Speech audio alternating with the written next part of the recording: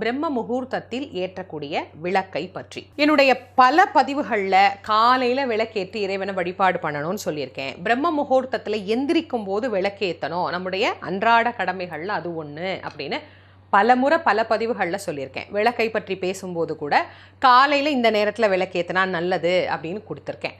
ஆனாலும் நிறைய பேர், அம்மா இந்த பிரம்ம முகூர்த்தத்தில் விளக்கு ஏற்றுறதுனால என்னம்மா நல்லது, அதை எப்படி ஏற்றுறது, குளிக்கணுமா குளிக்கக்கூடாதா, பல்லு விளக்கணுமா, வீட்டில் எல்லாரும் தூங்குனா என்ன பண்ணுறது, இந்த மாதிரி ஒரு பெரிய லிஸ்ட்டே இருக்குது. அதில் ஒரு பெரிய சந்தேகத்தோட இன்றைக்கி அதை எல்லாத்தையும் கொஞ்சம் தெளிவுபடுத்தலாம் அப்படிங்கிறதுக்காக இந்த பதிவு.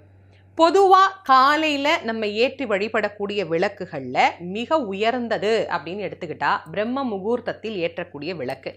இந்த பிரம்ம முகூர்த்த நேரம் அப்படின்னாலே அது 3 மணியிலிருந்து உஷத்காலம் அப்படின்னு சொல்லக்கூடிய காலத்திலேருந்து நமக்கு துவங்கி சூரியன் உதயமாவது